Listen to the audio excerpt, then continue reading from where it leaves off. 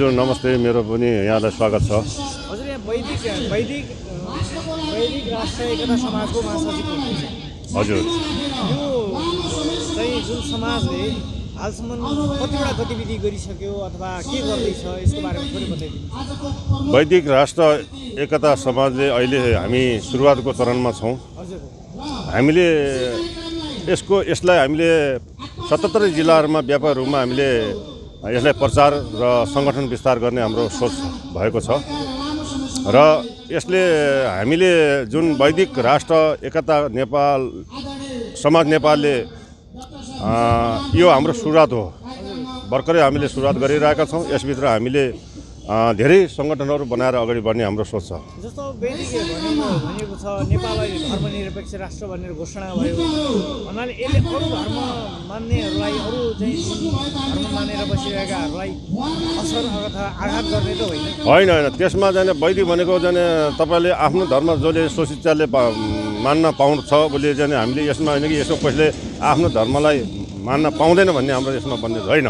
हाम्रो जाने के भने वैदिक भनेको हामीले हिन्दू यहाँभित्र हाम्रा वैदिकहरूको जुन हाम्रा जाने राष्ट्रभित्र भएका जाने देवी देवताहरूदेखि लिएर हामीले सनातन धर्मको बारेमा र जसलाई जाने यो वैदिक धर्म भन्नाले अब त्यसले आफ्नो धर्मलाई जगाउने काम गर्छ, अरू धर्म मानेकालाई मान्न पाउँदैन भन्ने होइन। त्यसमा हाम्रो कुनै त्यसमा जाने हाम्रो जाने बन्देज छैन। आफ्नो धर्म आफूले मान्न पाउँछ र हाम्रो वैदिक भनेको हामीले आफ्नो धर्म र कसैको धर्मलाई आक्षेप लगाउने गरेर हामीले गरेका छैनौँ। गर्ने हाम्रो यो लक्ष्य होइन। हजुर भन्नाले यो अब 14 अन्तर्गत 77 जिल्लामै फैलाउने हजुर हाम्रो यो हाम्रो भिजन हुन्छ। कतिवटा जिल्लामा चाहिँ यो स्थापना भइसक्यो। यो अहिले हालसम्म हामीले सुरुवात गरेको भर्खरै हो। हाम्रो यो सुरुवात हुँदैछ। अब हामीले यहाँबाट जाने अब सुरुवात गर्दैछौँ। अब यहाँदेखि हामी अगाडि बढ्ने हाम्रो सोच छ। यो भर्खरै हाम्रो स्थापना काल हो। भन्नाले अब जस्तो आज शहीद दिवसको दिन तपाईँहरूले यहाँ जुन कार्यक्रम गर्दै हुनुहुन्छ यो कार्यक्रम गर्नुको प्रमुख उद्देश्य चाहिँ शहीदहरूलाई सम्झिने भन्नुभयो। यहाँ शहीदहरूको चाहिँ थोरै मात्र शहीदका फोटो राखिएको रहेछ, जम्मा 4 जना मात्र शहीद, बाँकी शहीदहरू चाहिँ राख्नु भएन। यसको कारण शहीद जहाँ देशको लागि उहाँहरूले जुन दिन गर्नुभएको थियो, जुन दिन देशलाई राष्ट्रलाई जाने निस्वार्थ भावले उहाँले जाने आफ्नो ज्यानलाई आहुति दिनुभएको थियो, उहाँको त्यस दिनलाई हामीले सम्झेर स्मरण गरेका छौँ। शहीद त यहाँ अरू धेरै जाने अब शहीदहरू भएका छन्। अब शहीद भनेर शहीदले गरेको जुन कामहरू छन्, कोही बिस्तारामा गएर गोली मारेर मारिएका मान्छेलाई शहीद घोषणा गरिएका छन्, कोही रोडमा लडाइएका मान्छे मारेका मान्छेलाई शहीद घोषणा त्यो होइन। जसले राष्ट्रको लागि आहुति दिएको छ त्यस्ता व्यक्तिलाई हामीले शहीद घोषणा गरेर उहाँको सम्झना गरेको हौँ। जस्तो यहाँको ब्यानर हेर्दाखेरि श्री 5 पृथ्वीनारायण शाह अमर रहौँ, कतै यो राजावादी संस्था त होइन? होइन, हामीले राजावादी संस्था होइन। राजावादी हाम्रो संस्था होइन र उहाँ पनि एउटा यो देशको एउटा यो देशलाई जहाँसम्म उहाँले पुर्याउनु भएको छ दिन छ, त्यो दिनको हिसाबले हामीले उहाँलाई स्मरण गरेका हौँ। हवस्, धन्यवाद। अन्धकार हाम्रा दिमागभित्रको अन्धकारलाई हामी मेटाउन सक्छौँ। फेरि गोरख जागरण हुन्छ, फेरि मस्टो जागरण हुन्छ, फेरि दुर्गा जागरण हुन्छ, फेरि महिलाहरू फेरि स्वस्थानी बन्न सक्छन्। होइन भने अब तपाईँको मेरो सन्तान हो, मलाई पिण्ड दिन्छ भन् ठान्नुहुन्छ, तर श्रीमतीले कसको बच्चा जन्माइ कसको बच्चा जन्माइ, त्यसले अर्का बिजुली दिएको पिण्ड त तपाईँ स्वर्ग तर्न सक्नुहुन्न। त्यसैले यो कुरा याद राख्नुपर्छ। तपाईँको घर घरभित्र तपाईँको यहाँ चाहिँ नि तपाईँको अन्तर्राष्ट्रिय षड्यन्त्र प्रवेश गरेको छ, औपनिवेशिक षड्यन्त्र प्रवेश गरेको छ, साम्राज्यवादी षड्यन्त्र प्रवेश गरेको छ। त्यो षड्यन्त्रका विरुद्ध जागरणका लागि म यहाँ आएको हुँ। म वैदिक राष्ट्र एकता समाज भनेको त्यो वेदलाई जगाउने। वेद कसको? इन्डियनहरूको होइन, वेद हाम्रो हो। हेर्नु, बजाङमा जानुहोस्, आज पनि वेद ढुङ्गा छ। त्यो वेदको रक्षक को? मस्ट हो। अहिले तपाईँहरूको घर घरै बेलायतीहरूले मस्ट मान्ने हाम्रो अलग धर्म हो, हामी हिन्दू होइनौँ भन्ने दलालहरू आउँदैछन्। होसियार रहनु होला। म वैदिक राष्ट्र एकता समाज जस्ता संस्थाहरूले म भन्छु, हाम्रो सन्तोष चौधरीजी कहाँ जानुभयो, उहाँहरू जस्ता जागरुक युवाहरूले अब जाग्नुपर्छ, अब उठ्नुपर्छ, घर घरै जानुपर्छ र यसरी हिन्दू धर्ममाथि, यसरी नेपाली धर्ममाथि, यसरी मानव सभ्यतामाथि जुन प्रकारको हमला भइरहेको छ, त्यो हमलाको विरुद्ध यहाँ सारा युवाहरू जागरुक हुनुपर्छ र सारा बुद्धिजीवीहरू जागरुक हुनुपर्छ। यहाँ गायत्री मन्त्र मात्रै जपेर हुँदैन। डाक्टर विजय प्रधानहरूले अब समग्र देवी देवता 33 करोड देवी देवताहरूलाई जागरण गराउनुपर्छ। नवनाथ 84 सिद्धलाई जागरण गराउनुपर्छ।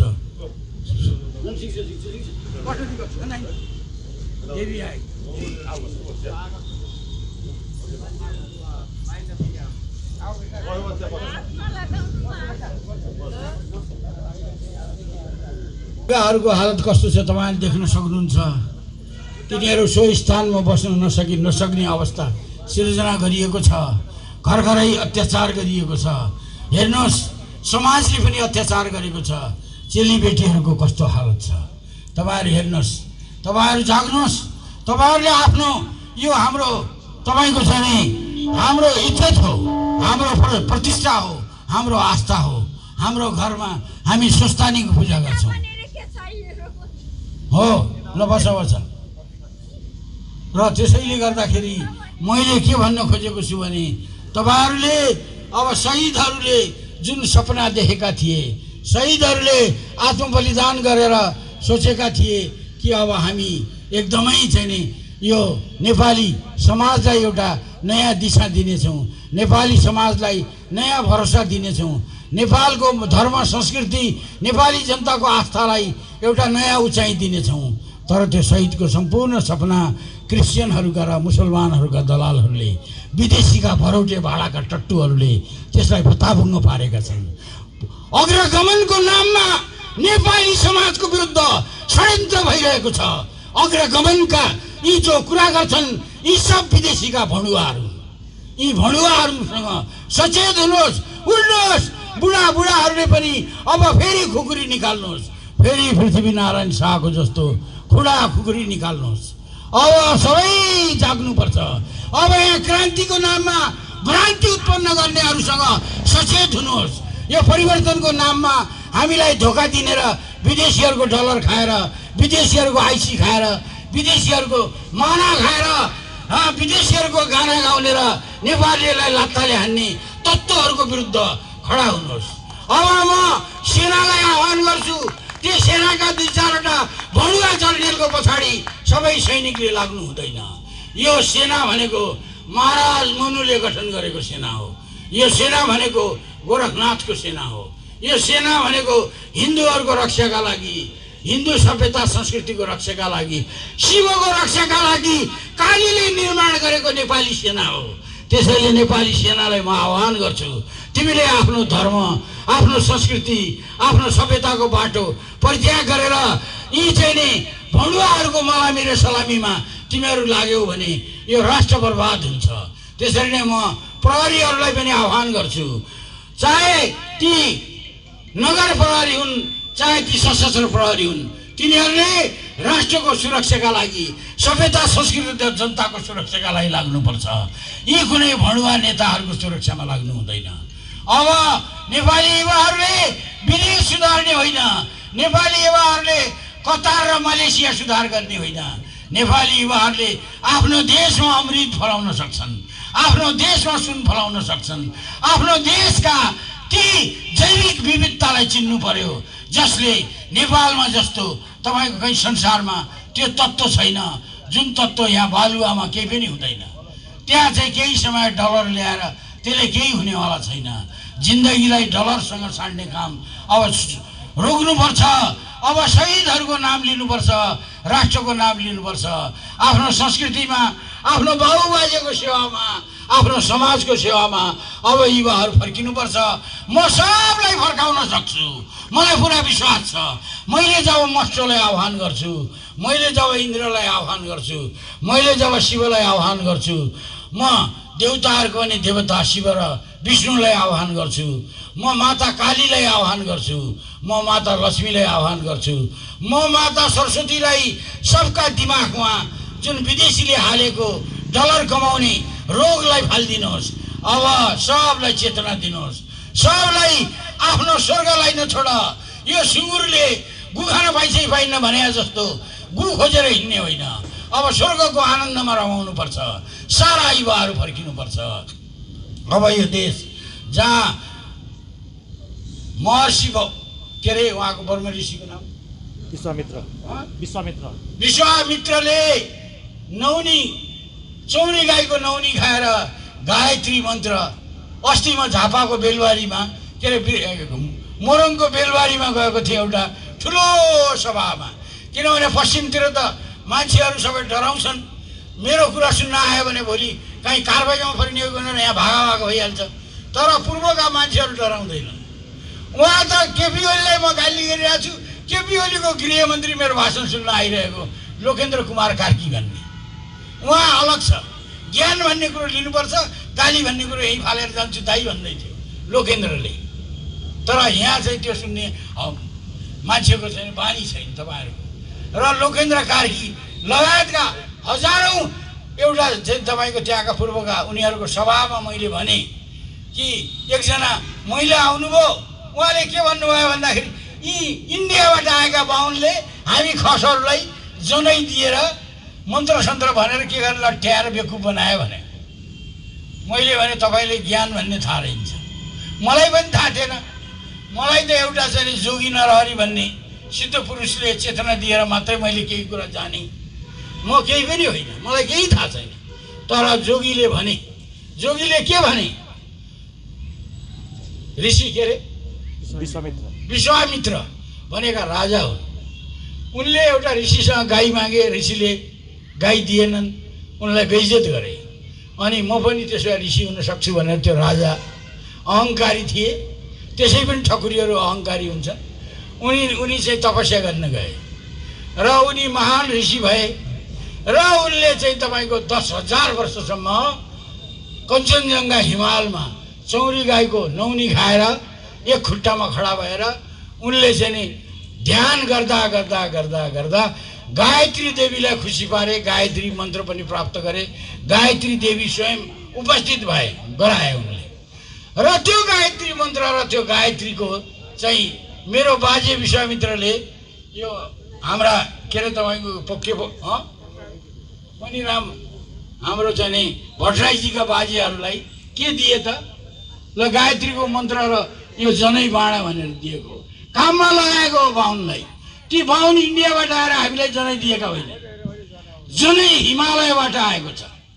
त्यसैले गर्दाखेरि जनै हिमालयबाट आएको छ, जनै एउटा ठकुरी विश्वामित्रले ल्याएको छ। कहाँबाट बाहुनले ल्याए जनै? कहाँबाट बाहुन इन्डियाबाट आए? नचाहिने कुरा गर्ने। र यो थ्योरी अफ आर्यन इन्भेजन भनेर नेहरूले लेखेको कुराको खण्डनमा अहिले चाहिँ तपाईँको ठानेको ओरिएन्टल इन्स्टिच्युटले नयाँ एउटा थेसिस ल्यायो। आर्य फारे कोही जातै छैन भनिदियो। तपाईँको हेर्नुहोस्, यहाँ सिंहनीहरूले हामी मङ्गोल, तिमीहरू आर्य भन्छ। न आर्य छन् न मङ्गोल छन्। चीनबाट आउनुभएका महान गुरु मञ्जुश्रीलाई भोटे भाषामा फाक्पा जाङमियाङ भन्छ, अर्थात् आर्य मञ्जुश्री। आर्य मञ्जुश्री जब चीनबाट आउँछ र चीनमा मैले अध्ययन गर्न गएँ, इनर मङ्गोलियामा सबभन्दा ठुलो मन्दिर त मष्ट देवताको रहेछ। त्यसको नाम रहेछ सुलदे टेङ्ग्री। त्यहाँ सबभन्दा अग्लो त्रिशूल, सबभन्दा अग्लो स्वस्तिक चिन्ह। इनर मङ्गोलियाको राजधानी उक्जिन ब्यानर नजिकै ठुलो मष्टको मन्दिर छ। त्यो मन्दिर बनाएको हुनाले माओ सेतुङले आजको चीन निर्माण गरेको। यहाँ चर्च बनाउने केपी ओलीले के लछार्न सक्छ? यो कुरा याद राख्नुहोस्। कम्युनिस्टहरूले यदि साँच्चै माओवादी होइनन् र माओवादी हुन् भने उनीहरूले मष्टको मन्दिर बनाउनु पर्छ, सुलदे टेङ्ग्री बनाउनु पर्छ, अनि चीन जस्तो राष्ट्र बन्न सक्छ। यहाँ चाहिँ साला दलाली गर्ने इन्डियनहरूको, अनि नाम लिने माओको, पैसा खान जाने दिल्ली, 5 तारे होटल दिल्लीमा बसेर यहाँ जनताका छोरा लडाउने, अनि त्यसपछि गएर हामी माओवादी भन्ने। यी माओवादी भन्ने सब चोरहरू हुन्, फटाहरू, यी अपराधीहरू हुन्, यी हत्याराहरू। म माओवादीलाई भन्छु, तिमीहरू साँच्चै माओवादी हो भने माओ जस्तो बन। तिमीहरू सिउँदै टेङ्ग्रीको मन्दिरमा गएर टाउको टेके गधा अपराधीहरू हो। तैपनि तिमीहरूको अपराध माफ हुनेवाला छैन। 5,000 मैले मारे भन्छ त्यो के न महान काम गरे त्यसले मारे हो र? त्यसले क्रिस्चियनको पैसा खाएर 5 तारे होटलमा बसेको थियो। यहाँ मार्ने त क्रिस्चियनका भाडाका टट्टुहरू नै थिए। त्यसैले गर्दा यस्ता कुराहरू यो अरूलाई ठगे हुन्छ। तर म कोलपुरको चौरामा किन आएको छु भन्दाखेरि प्रचण्ड कतिसम्मको फटाएर अपराधी हो त्यो कुरा म भण्डाफोर गर्न सक्छु। त्यसले मारे भनेर भन्ने त्यसले केही लसारेको छैन। त्यसले त खुट्टा 4 हात खुट्टा क्रिस्चियनको खुट्टामा टेकेको। त्यो क्रिस्चियनको भाते हो। केपी ओली अर्को भाते, त्यो होली वाइन खाने, त्यो कुन चाहिँ विदेशी आइमाईको तलको मुद मिसाएको पानी खाने त्यो केपी ओली। यिनीहरू कुनै मान्छे हुन्? यस्ता अपराधीको पछाडि तपाईँहरू यिनीहरूलाई छोड्नुहोस्। राष्ट्रको महान मार्ग, कैलाश कर्णाली खण्डको मार्ग, त्यो राजकोटको मार्ग, त्यो मस्टको मार्ग, त्यो इन्द्रको मार्ग, त्यो भगवान श्री विष्णुको मार्ग, त्यो मार्गलाई अगाल्नुहोस्। तपाईँहरू उठ्नुहोस्। ज्वालाजी दिल्लुको ज्वालाजीमा जसरी ज्वाला जलेका छन् नि त्यसरी आफ्नो मुटुमा अब राष्ट्रलाई जगाउनुहोस्। यही हो शहीदको मार्ग। शहीद दिवस मनाउनका लागि आफ्नो छातीमा दिल्लुको ज्वाला दन बल्नुपर्छ। होइन भने यी कुमाराहरूले कुन चाहिँ देशको पैसा खान्छन्, कुन चाहिँ कसको गीत गाउँछन्, कसको माना खान्छन्। यस्ता कुमाराको राजनीतिलाई अब खुट्टा मुनि पैतला मुनि खुल्चिनुहोस् र त्यसैमाथि मुतेर होली वाइन बनाउनुहोस्। त्यही खाऊ र जाऊ भन्नुहोस्। र अब यो राष्ट्रलाई राष्ट्र जागिसकेको छ। योगी नरहरिको मन्त्र हामीले पाइसकेका छौँ। यो देश जागिसकेको छ। गोरख जागरण भइसकेको छ। र तपाईँहरूलाई यदि चिसो लागेको छ, तपाईँहरूलाई यी धेरै कुराहरू सुन्न मन छैन भने म चाहिँ नि तपाईँहरूसँग बिदा हुन पनि सक्छु। र कस्तो गर्दा होला एकचोटि भन्नुहोस्। सुन्ने हो एकदम ठिक हुन्छ, राम्रो हुन्छ, एकदम राम्रो हुन्छ, धेरै राम्रो हुन्छ। पनि सक्यो भन्नुपर्छ, एकदम राम्रो हुन्छ।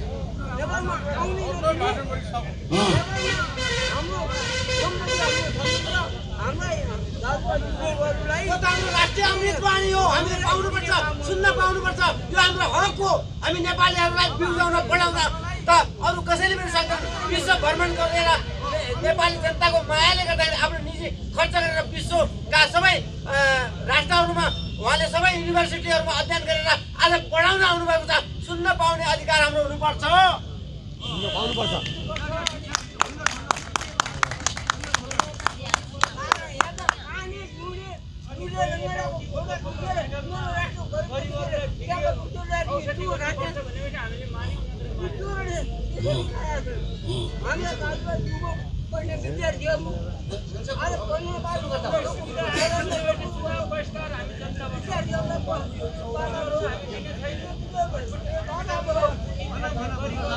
यता आउनुहोस् त, यता आउनुहोस् त।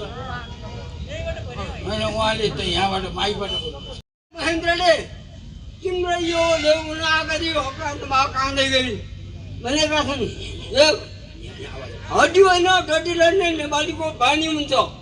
हामी लड्नुपर्छ। यी चोरहरूको शासन त्यसै कम्ती दिने हो। यी चोरहरूकोतिर होइन नि, डाँडाहरू कतिको भर्दैन, कतिको जिल्ला जलाए। त्यो रकम कहाँ गयो आज? यी चोरले खाने, उनको विदेशमा घर लगाउने, उनको घर विदेशमा बढ्ने, हाम्रो गरिब बच्चाहरू यहाँ पढ्ने बढ्ने।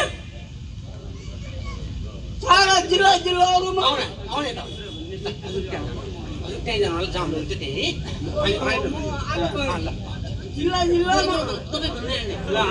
कविता पाठ गर्ने, शहीदहरूलाई प्रेमपूर्वक सम्झना गर्ने, शहीदहरूलाई धन्यवाद दिने र शहीदहरूको नामहरू स्मरण गर्ने भनेर हामीले सोचेका थियौँ। उहिले त 4 जना शहीदको बारेमा कुरा हुन्थ्यो। अब यहाँ शहीदको खेती पनि भएको छ। यति धेरै शहीद भएका छन्। आज पनि कान्तिपुरले एउटा समाचार दिएको छ, त्यसमा कति 9,000 मान्छेको 10 लाखका दलले त प्रचण्डहरूले पैसा लिएका छन् रे। कति शहीद बनाएका र यो बाटोमा हिँड्ने जोसुकै चोर फटा अरू कुनै कारणले मरे पनि हुल्ल्यायो। अब कुन चाहिँ पार्टी शासनमा छ उसका कार्यकर्ता समात्यो 10 लाख खाइहाल्ने। यो शहीदको खेती गर्ने बेलामा शहीदको बारेमा धेरै चर्चा गर्दा पनि तपाईँहरू वाक्क दिक्क हुन सक्नुहुन्छ। र तैपनि आज वैदिक राष्ट्र एकता समाजले आफ्नो जन्मसँगै राष्ट्रका लागि बलिदान दिने शहीदहरूको बारेमा र खास गरी त्यति बेला जब 10 देखि 16 गतेसम्म हाम्रा शहीदहरूका पनि सरताज शहीदे आजम शुक्रराज शास्त्री, दशरथ चन्द, धर्मभक्त माथेमा र यो गङ्गालाल श्रेष्ठको बारेमा जुन प्रकारले यहाँ पछाडि फोटो राखेर अन्य शहीदहरूको पनि फोटो राखेको छ। मैले त राजनीतिक प्रशिक्षण नै शहीदहरूबाट पाएको र म वामपन्थी विचारधारामा दीक्षित हुँदाखेरि हामीले चिनिया काजीको हत्या कसले गर्यो? चिनिया काजीको हत्या गर्यो बीपी कोइरालाले, गृहमन्त्री बीपी कोइरालाले। चिनिया काजीलाई किन मारियो? त्यहाँ चाहिँ एउटा सुरक्षा कानुन ल्यायो बीपी कोइरालाले र बीपी कोइराला प्रजातन्त्रवादी होइन, बीपी कोइराला एउटा चाहिँ हत्यारा हो, बीपी कोइराला एउटा चाहिँ फासिस्ट कानुनको निर्माता हो भनेर मलाई मेरा अखिलका गुरुहरूले प्रशिक्षण दिएका थिए। मैले शहीद भनेको के रहेछ त भन्दाखेरि सुरक्षा कानुनको विरुद्ध लड्ने, शहीद भनेको सानो बच्चा भए पनि कुनै पनि शक्ति राज्य शक्ति विरुद्ध लड्ने भनेर त्यसरी प्रशिक्षित भएको मान्छे हुँ म। तर पछि गएर मैले बुझेँ काङ्ग्रेस आए पनि, कम्युनिस्ट आए पनि, राजै आए पनि निर्दोष जनता मार्नलाई उनीहरूले कहिल्यै पनि तपाईँको चाहिँ नि कुनै आफ्नो जिम्मेदारी नठानेको देखियो। त्यसैले गर्दाखेरि कतिपय मुद्दा जस्तो अहिले हाम्रो सिंहजीले यहाँ प्रचण्डजीबारे बोल्नुभयो र राजा पनि कस्तो हुने, नेता कस्तो हुने भन्नुभयो। तर यो कुराको छिनोफानो चाहिँ यो दुईटा ढुङ्गा उफ्रेर यिनीहरूले गर्नुपर्छ जस्तो मलाई लाग्छ। त्यस्तो प्रकारको अन्तर्चेतना, दैवी चेतना हाम्रो मोतीलाल साईले जगाए, मस्टोका धामी मोतीलाल साईले अन्तर्चेतना जगाए 24 दिनभित्र र यी ढुङ्गालाई उफारे भने त्यस दिन चाहिँ कस्तो नेता छान्ने, कस्तो राजा छान्ने, कस्तो भविष्य छान्ने भन्ने कुराको निर्णय होला जस्तो छ। होइन भने त्यसको विकल्प पनि छ। विकल्प के छ त भन्दाखेरि तपाईँहरू घर घरै बहस गर्नुहोस्, छलफल गर्नुहोस्। यो राष्ट्रको नेता कोही दिल्लीले आशीर्वाद दिएको, पेकिङले आशीर्वाद दिएको, बेलायतले आशीर्वाद दिएको, जापानले आशीर्वाद दिएको र व्हाइट हाउसले आशीर्वाद दिएको नेता हामीले छान्नु हुँदैन। हामी नै नेता हौँ। हामी जनताले आफ्नो राजनीतिक भविष्य जसरी हामी घरको निर्णय गर्छौँ, जसरी हामी खेतमा के लगाउने, कस्तो धान लगाउने, मार्ची लगाउने कि थापाचिनी लगाउने कि ताइचुन लगाउने कि हामीले निर्णय गर्छौँ नि। नमस्कार, यहाँलाई स्वागत छ नेपालीको क्राउनमा। हजुर नमस्कार, धन्यवाद। हजुरको परिचय पाउनुहोस्। म विनोद साई, विनोद बहादुर साई, घर चाहिँ दैलेख। हजुर, हामीले अहिले हजुरको वैदिक राष्ट्र एकता समाज भनेर एउटा अभियान सुरु गरेका छौँ। हजुर, यो अभियान जुन वैदिक राष्ट्र समाज नेपाल, यसको जुन यो अभियानको प्रमुख उद्देश्य के हो? वैदिक राष्ट्र एकता समाजको मुख्य उद्देश्य के हो भने हाम्रो जसरी आज देश छताछुल्लो अवस्थामा छ, हजुर, देशलाई अन्याय अत्याचार भ्रष्टले चाहिँ चुलिन आएको छ। यसमा हामी तमाम युवाहरू यसको शिकार बन्यौँ र अग्रजहरू हाम्रो जुन अग्रज आज सामाजिक नेतृत्व गरिरहनु भएको छ, देशको नेतृत्व गरिरहनु भएको छ, अनि उहाँहरूले कति पनि यसको विषयमा चाहिँ चासो नदिएको र उल्टै युवा शक्ति चाहिँ आज हाम्रो विदेशिएको छ। र हाम्रो आज तमाम युवा साथीहरूमा पनि एउटा यस्तो किसिमको तपाईँको दिमागमा सिर्जना भयो कि अब हामीले डिग्री पढेर पनि विदेश जानुपर्छ भनेपछि अब हामीले डिग्री पढ्नुको औचित्य के छ त? त्यसरी युवाहरू चाहिँ विदेशी नै जाने क्रम भएको रे र नेपालप्रतिको एउटा माया, जुन मातृभूमिको एउटा सरदाप घट्दै गएको कारणले गर्दा हामीले वैदिक भन्ने हामीले जननी गऱ्यौँ, जो कि हामीले जननी गरेनौँ त्यसलाई पुनः दिनुपर्छ भन्ने उद्देश्य राख्यौँ र हामीले पहिला चेतना जगेर्ना गर्न सक्नुपर्छ।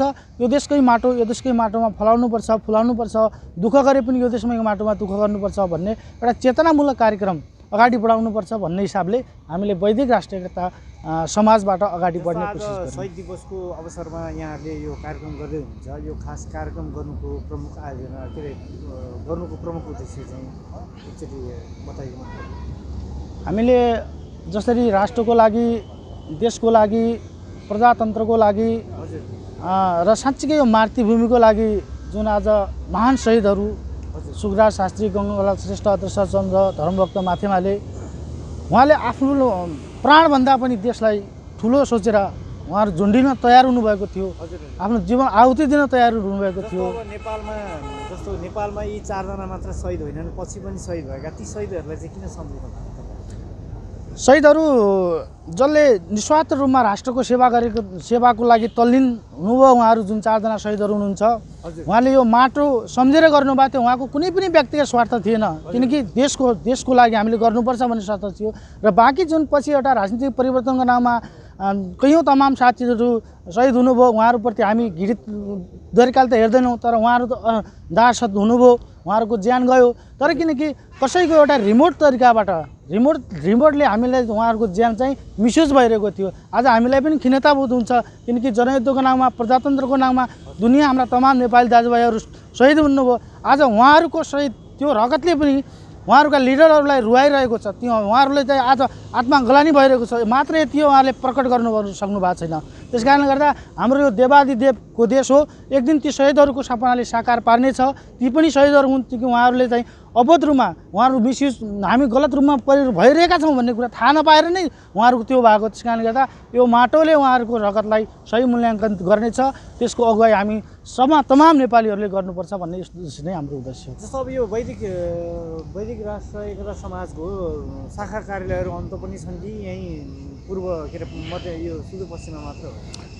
वैदिक राष्ट्रिय एकता समाज हामीले अहिले सुरुवातको चरणमा छौँ र अहिले चाहिँ हजुर भर्खर स्थापना। यो हामीले माघमा चाहिँ एउटा हरेक देवी देवताहरू जन्म हुने र हरेक देवताहरूको एउटा सृजना हुने र स्वयं चाहिँ वेदको पनि त्यसरी चाहिँ जन्म हुने भएको कारणले गर्दा यो महिना प्रायः राम्रो विचारको जर्नी हुनुभएको कारणले गर्दा हामीले यो महिना नै हामीले यसलाई पूर्णता दिएका हौँ। र यसमा हामी तमाम साथीहरू नेपालको 75 जिल्ला होइन 75 जिल्लामा हामी यो स्थापित गर्नेछौँ। हाम्रो तमाम साथीहरू हुनुहुन्छ, अग्रज हुनुहुन्छ।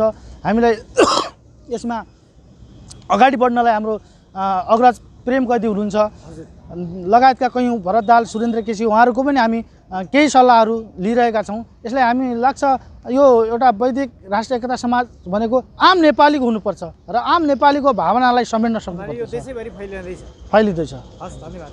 Thank you sir.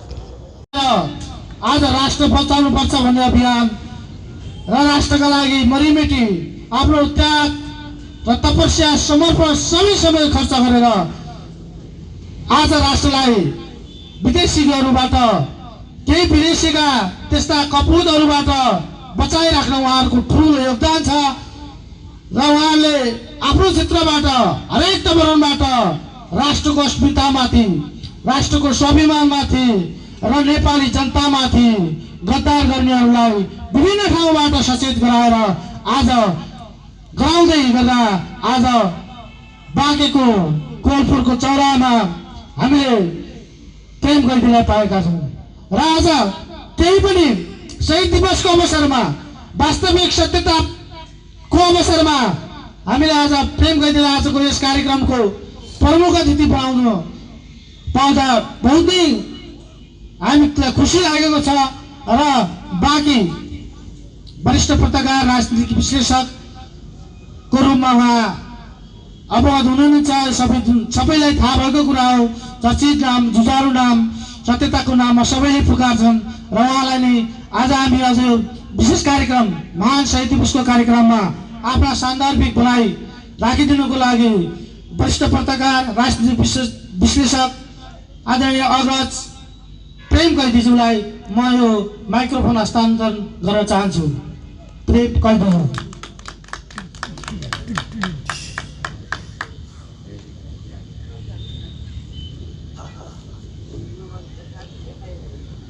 वैदिक राष्ट्र एकता समाज नेपालका संयोजक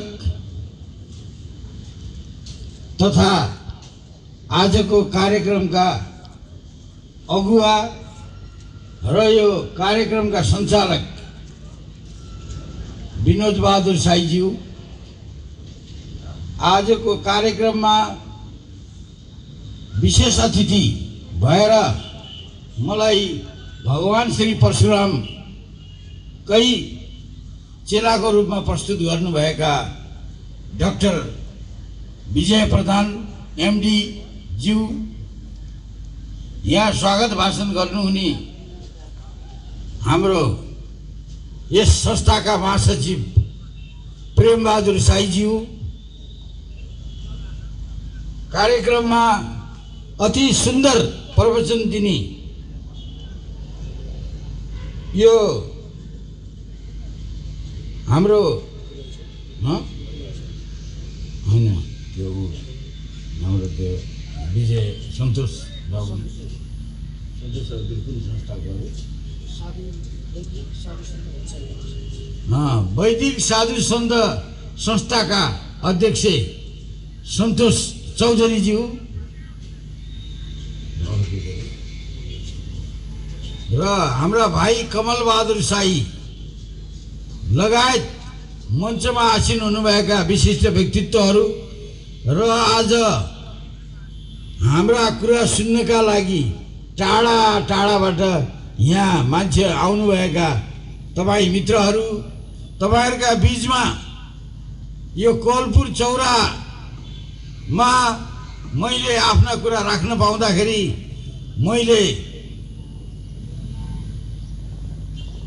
म तपाईहरू सबैप्रति आभारी भएको छु र मान्छे भन्दा पनि म यो क्षेत्र जहाँ हिँड्दै उकालो लाग्यो भने संसारको केन्द्र पवित्र कैलाश पर्वतका नाममा यहाँ अति संसारका सबैभन्दा सुन्दर काञ्जिरोवा जस्ता हिमाल भएको यो क्षेत्र र यहाँ मानव जातिकै उत्पत्ति भएको कैलाश कर्णाली खण्डतिर फर्केर बोल्न पाउँदा र दक्षिणमा फर्क्यो भने जहाँ तपाईको पवित्र अयोध्या छ, उत्तरमा फर्क्यो भने मानव जातिकै उत्पत्ति भएको पवित्र कैलाश छ, तपाईले दुल्लुतिर जानुभयो भने वैश्वानर ज्वाला छ, अलिकति पूर्वतिर लाग्नुभयो भने सिद्ध रत्ननाथको तपाईको चाहिँ जन्मस्थल छ यहाँ दाङमा र स्वर्गको द्वार पनि यही ठाउँमा छ। यस्तो ठाउँमा आएर मैले आफ्ना विचार राख्न पाउँदा र त्यो पनि महान शहीदहरूको सम्झनाका साथमा आफ्ना विचार राख्न पाउँदाखेरि मलाई आयोजक मित्रहरूलाई हृदयदेखि धन्यवाद दिन मन लागेको छ। विनोद बहादुर साईहरूले, यहाँ प्रेम बहादुर साईहरूले यहाँ चाहिँ यो हिन्दूहरूको एकता समाज बनाएर जुन अभियान सुरु गर्नुभएको छ त्यो पनि समाजका लागि, नेपाली राष्ट्रका लागि, नेपाली जनताका लागि, राणाहरूले कुमारा बनाएका नेपालीहरूलाई आफ्ना मालिक आफै बन्नका लागि आफ्नो शरीर बलिदान दिने, शरीर आफ्नो जवानी बलिदान दिने ती महान शहीदहरूलाई यो माटोमा आएर स्मरण गर्न पाउँदा मलाई अत्यन्तै खुसी लागेको छ। एउटा जापानीले एउटा हलभित्र भाषण गरिरहेको रहेछ, एक्लै एउटा नेपालीले देखेछ, अरे तपाईँ कोही मान्छे छैन, तपाईँ एक्लै भाषण गर्ने भनेछ। बेवकुफ, यो नेपाल हो र जहाँ मान्छे छैन र ताली बजाउनु पर्ने? म यहाँ हेरेँ, यहाँ टेलिभिजनबाट सारा जापानलाई सम्बोधन गरिरहेको छु भनेछ। मलाई आज खुसी छ, मेरा साथी आउनुभएको छ। सबभन्दा अग्लो ठाउँ तपाईँलाई थाहा छ, काठमाडौँको माथि सबभन्दा पवित्र गोसाई कुण्ड भएको रसुवाबाट यहाँ हाम्रा कवि पुरुषोत्तम रसुवा आउनुभएको छ, पुरुषोत्तम पौड्याल रसुवा। उहाँले आफ्नो क्यामेराबाट अहिले लाइभ सारा संसारभरिका नेपालीहरूको बीचमा मेरा आवाजहरूलाई पुर्याइरहनु भएको छ। त्यसैले गर्दाखेरि यहाँ तपाईहरु कसैले यहाँका मान्छेहरूले आफू अँध्यारै कुनातिर रहन चाहन्छन् भने पनि सबै नेपालीहरू त्यसरी अँध्यारो कुनातिर रहन तत्पर छैनन्। नेपालीहरू विश्वव्यापी रूपमा मेरा कुराहरू सुनिरहेका छन् र म यहाँ कोलपुरको यो चौता अँध्यारोमा रहेको यो चौतारो यो के अरे चौरबाट यो कोलपुर चौराहाबाट म देश विदेशका नेपालीहरूलाई सम्बोधन गर्न गइरहेको छु। खास गरी मैले अहिले नै यति टाढा काठमाडौँबाट आएर यहाँ चाहिँ नि आफ्ना कुरा कोही पनि मान्छे नआउने ठाउँमा त किन गएको भनेर कसैले पनि सोध्नुपर्ने आवश्यकता छैन। म मान्छेलाई सम्बोधन गरिरहेको छैन। मैले भने म पवित्र कैलाशलाई सम्बोधन गरिरहेको छु, म कान्छी रोवालाई सम्बोधन गरिरहेको छु, म बडी मालिकालाई सम्बोधन गरिरहेको छु, म त्यो वैश्वानर ज्वाला उत्पन्न भएको वैदिक क्षेत्र दुल्लुलाई सम्बोधन गरिरहेको छु, म महान सभ्यता र संस्कृति भएको जुम्ला र सिजालाई सम्बोधन गरिरहेको छु, त्रिपुरा सुन्दरीलाई स्मरण गरेर म डोल्पालाई सम्बोधन गरिरहेको छु। मलाई यहाँका मान्छेहरूले सुन्नुपर्ने कुनै खाँचो छैन। म ती पहाडलाई, ती हिमाललाई, त्यो सभ्यतालाई, त्यो संस्कृतिलाई सम्बोधन गरिरहेको छु र म यहाँ चाहिँ नि काठमाडौँमा एउटा कमलको फुलमा एउटा ज्वाला निस्केको थियो, एउटा उज्यालो निस्केको थियो, एउटा प्रकाश निस्केको थियो, त्यसको नाम हो बागेश्वर। त्यही बागेश्वरको देवी स्वरूप यहाँ बागेश्वरीलाई सम्बोधन गरिरहेको छु, बागेश्वरी मातालाई सम्बोधन गरिरहेको छु। यहाँ जुङ्गा पालेर खडा भएर पृथ्वीको रक्षामा तत्पर भएका हाम्रा ब्रह्माण्डका शासक श्री शिवलाई सम्झिरहेको छु र म तपाईहरुका बीचमा आएर अहिले यो हामी चाहिँ नि शहीद दिवस भनेको एक प्रकारको शोक दिवस हो। राणाहरूले आफ्नो अत्याचारलाई कायम राख्न, मान्छेलाई कुमारा बनाउन, मान्छेलाई बदुवा बनाउन, मान्छेलाई आफ्नो जुत्ता पनि कुल्चनका लागि राणाहरूले यो पवित्र माघ महिनाको तपाईको 10 गतेदेखि 16 गतेसम्म जागरुक नेपाली युवाहरूको तपाईको चाहिँ नि निर्ममता साथ हत्या गरेका थिए। त्यो हत्याको विरुद्ध, त्यो हिंसाको विरुद्ध, त्यो अत्याचारको विरुद्ध आज पनि यो देशमा हत्या र हिंसा भइरहेको छ। आज पनि यो देशका जनताले शान्तिपूर्वक बस्न पाएका छैनन्। आज गाउँ गाउँ टोल टोलमा राजनीतिक गुण्डागर्दी चलेको छ यो देशमा। यहाँ नेपाली जनताले सुखसँग बस्न पाएका छैनन्। नेपालीले आफ्नो ज्यान साटेर कमाएको थोर बहुत पैसा पनि यहाँ राजनीतिक गुण्डागर्दी, यहाँ विदेशीहरूका दलालहरूको गुण्डागर्दीले हामीलाई राम्ररी बस्न दिएको छैन। हाम्रा शहीदहरूले जुन त्याग गरे, जुन बलिदान गरे, त्यो बलिदानको तपाईको चाहिँ नेपालीहरूले अहिले राम्ररी उपभोग गर्न पाएका छैनन्। यो नपाउनुको कारण के हो? नपाउनुको कारण हो तपाईको मनको र दिमागको अन्धकार। आज यहाँ म आउँदैछु भनेर हजारौं मान्छेहरूलाई मैले खबर गरेको थिएँ, तर यहाँका मान्छेहरू आज आफू फेरि पनि दास हुन, आफू पनि फेरि पनि झोले हुन, आफू फेरि पनि दलाल हुनका लागि यहाँ चाहिँ केही विदेशीहरूका भाते, क्रिस्चियनहरूका कुमारा, ती नेताहरू जो कम्युनिस्ट पार्टी भन्छन् भन्ने बेला कांग्रेस पार्टी भन्छन्, समाजवादी दल भन्छन्, तर ती सब कुमाराहरू, ती सब यस देशका शत्रुहरू हुन्। ती सब यो देशको संस्कृति र सभ्यताका शत्रुहरू हुन्। ती सबै शहीदहरूको सपनालाई बेचेर खाने भातेहरू हुन्। त्यसैले गर्दाखेरि त्यस्ता भातेको पछाडि कुमारा भएर जाने नेपालीहरूको लागि मलाई केही भन्नु छैन। कुमाराहरू हो, कुमाराहरूलाई म सम्बोधन गर्न आएको होइन, म मुक्त मान्छेहरूलाई आफ्ना विचार दिन आएको हुँ। म एउटा मुक्त नेपाली हुँ। मेरो नाम कैदी भए पनि म सबैभन्दा मुक्त छु र म भन्दछु कि अब बिस्तारै युवाहरूले मुक्त हुन सिक्नु पर्दछ। अब यो कैलाश कर्णाली खण्डको मानव सभ्यतालाई तपाईहरुले चिन्नु पर्दछ। यो यस्तो क्षेत्र हो जुन क्षेत्रमा नवनाथ 84 सिद्ध र 33 कोटी देवी देवताहरूले संरक्षण गरेको क्षेत्र हो। तर यही क्षेत्रमा आज यस्तो अन्धकार छाएको छ कि आज हामीले कुनै विचार विमर्श गरौँ भने पनि झोलेहरूले यहाँ घर घरै धम्की दिन आउँछन्, तर्साउन आउँछन्।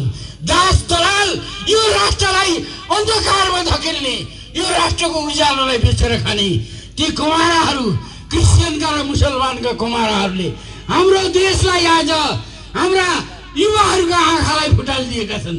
हाम्रा युवाहरूका चेतनालाई यिनीहरूले किनबेच गरेका छन्। यिनीहरू यी विदेशीका झोलेहरू, विदेशीका दलालहरू, क्रिस्चियनहरूका कुमाराहरूले आज हाम्रो देशमाथि अत्याचार गरेका छन्, अन्याय गरेका छन्, शोषण गरेका छन्, थिचोमिचो गरेका छन्। यो अन्याय, यो थिचोमिचो, यो तपाईँको राष्ट्रलाई बर्बाद पार्ने जुन षड्यन्त्र छ त्यसलाई चिर्नका लागि शहीदहरूको प्रेरणा हामीले हाम्रा युवाहरूले लिनुपर्छ।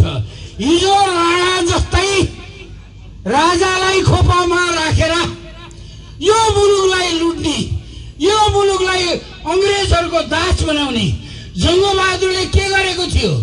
जङ्गबहादुरले काठमाडौँका 4वटा अखाडा जहाँ हाम्रो शिक्षा प्राप्त हुन्थ्यो, जहाँ चेतना प्राप्त हुन्थ्यो, जहाँ चाहिँ नि हाम्रो आत्मा बस्थ्यो, ती अखाडाहरूलाई जङ्गबहादुरले बन्द गर्यो अङ्ग्रेजहरूसँग लागेर।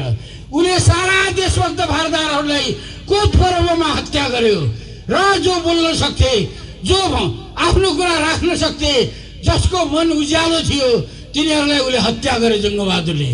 रातारात सयौं देशभक्त भारदारहरूलाई काट्यो र त्यसपछि गएर राष्ट्रको लागि देश विदेशका मान्छेहरूलाई गुहार्ने, फ्रान्सका सैनिकहरूलाई ल्याउने त्यो महान देशभक्त भीमसेन थापालाई तेरी स्वास्नी बौलाएर नाङ्गै हिँडेकी छ भनेर उसलाई सिसाले घाँटी रेटेर मर्न बाध्य गरियो।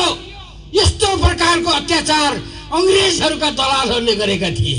अङ्ग्रेजहरूले के गरेका थिए? अङ्ग्रेजहरू हुन् ती गाई खाने अङ्ग्रेजहरूले हामी गाईको दुध खानेहरूलाई हाम्रो दिमागमा कपट मन्त्र हाले।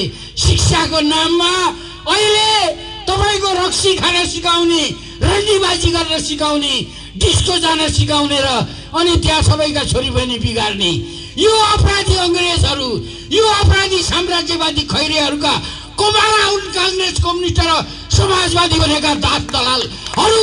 ती दासहरूको विरुद्ध सङ्घर्ष गर्न र सबै युवा उठ्नुपर्छ भनेर म यहाँ शहीद दिवसको लागि आएको हुँ। म त्यसैले गर्दा सारा विश्वभरिका नेपाली युवाहरूलाई आह्वान गर्छु, अब चुप लागेर नबस। अब पेटका लागि सम्पत्ति आर्जन गरेर कुनै अर्थ छैन। तिम्रो राष्ट्र नै यिनीहरूले बेचेर भोलि तिमीहरू आउँदाखेरि यो बिहार हुने हो कि, यो उत्तर प्रदेश हुने हो कि, यो बङ्गाल हुने हो कि, यो चाहिँ तपाईँको हरियाणा हुने हो, हामीलाई थाहै छैन। यो भोलि तिब्बत जस्तै हुने हो कि। यसरी चाहिँ राष्ट्रलाई, राष्ट्रका नदी नालालाई, सुशील भन्ने, कोइराला भन्ने दलाललाई तपाईँहरूले मतदान गर्नुभयो। मरिसकेको मान्छेलाई गाली गर्दा मलाई दुःख लाग्छ, तर त्यो सुशील भन्ने दलालले अपर कर्णाली बेच्यो। यो अहिलेको कुमारो एउटा छ नि, त्यो झापाको मुतुवा कुमारो, त्यसले अपर तपाईँको चाहिँ नि अहिले चाहिँ अरुण बेच्यो। त्यसले अरुण तेस्रो 30 वर्षका लागि भारतलाई बेच्यो। यसले आफूलाई राष्ट्रवादी भन्छ। त्यो कुमारो त्यो राष्ट्रवादी होइन, त्यो राष्ट्रघाती, त्यो बलात्कारी, राष्ट्रमाथि बलात्कारी, संविधानमाथि बलात्कारी, नियम ऐन र मान्छेका इच्छामाथि बलात्कार गर्ने केपी शर्मा ओली भन्ने एउटा विदेशीको भडुवा, त्यस्ता भडुवाले राष्ट्रको आत्मामाथि त्यसले हमला गरेको छ। त्यसैले तपाईँहरूले बुझ्नुपर्छ, यी जति नेताहरू छन्, कोसी बेच्ने यिनीहरू, मेची बेच्ने यिनीहरू, तपाईँको चाहिँ टनकपुर बेच्ने थियो गिरिजा प्रसाद कोइराला भन्ने अपराधी, यी सब अपराधीहरूलाई चिन्नुहोस् र शहीदहरूको सपनामाथि बलात्कार गर्ने अपराधीहरू विरुद्ध सङ्घर्ष गर्नलाई प्रेम कैदी कोलपुरमा आएको, कोलपुरको अन्धकारलाई चिर्न, यो सम्पूर्ण कर्णाली र सम्पूर्ण यहाँ चाहिँ लुम्बिनी र सम्पूर्ण महाकाली सेतीको अन्धकार चिर्नका लागि म यहीँबाट, म यहाँ पुरुषोत्तम रसुवाको टेलिभिजनबाट म सारा संसारभरिका नेपालीहरूलाई आह्वान गरिरहेको छु। म चाहन्छु कि यो राष्ट्र जागोस्। म चाहन्छु हाम्रा शहीदहरू फेरि हाम्रा युवाहरूको छातीमा जन्मिउन्, सुब्रतराज शास्त्री जन्मिउन्, धर्मदत्त माथेमा जन्मिउन् र ती महान शहीद दशरथ चन्द भन्ने ठकुरी फेरि जागोस्, फेरि जागोस्। 22 वर्षको कलिलो युवा जसलाई गोली मार्दाखेरि तपाईँको माफी माग्छ कि भनेर पहिले तिग्रामा गोली हानियो, फेरि उसको छातीमा गोली हानियो। त्यति गर्दा पनि नमरेपछि त्यो नरशमशेर भन्ने नरपिचासले फेरि मुटुमा गोली हान्न लगायो र त्यो पुणेलाई देश गरी रक्सी खुवाएर जुन प्रकारको क्रूर हत्या हाम्रा शहीद महान शहीदहरूको गरिएको थियो, त्यस्तो प्रकारको तपाईँको त्यो शहीदहरूले जुन सपना देखेका थिए कि नेपाल एउटा संसारको सबभन्दा सुन्दर राष्ट्र हुनेछ, तपाईँको स्विजरल्यान्डमा के छ, तपाईँको जापानमा के छ, तपाईँको सिङ्गापुरमा के छ, केही छैन। न हाम्रा जस्ता हिमाल छन्, न हाम्रो जस्तो पानी छ, न हाम्रा जस्ता हेर्चा गुम्बा छ, न हाम्रो जस्तो सिस्नु छ, न हाम्रा जस्ता सागपात छन्, न हाम्रा जस्ता जडीबुटी छन्। हाम्रो देश कस्तो देश हो? म जापानमा एउटा अन्तर्राष्ट्रिय सम्मेलनमा गएँ र एउटा केटीले मसँगै बसेकी थिए, त्यो एउटा निदरल्यान्ड के अरे हङ्गेरीको केटी, त्यसले मसँग बोल्न छैन, मैले बोल्न खोजेँ उसले बोल्न छैन र धेरै राम्री भएको यसको घमण्ड रहेछ भन्ठाने। त्यो साह्रै नै ब्युटिफुल, साह्रै समान, एकदम उन्मत्त जमानीमा थिए र बुद्धि पनि त्यस्तै राम्रो। ऊ टोकियो युनिभर्सिटीको प्रोफेसर थिए।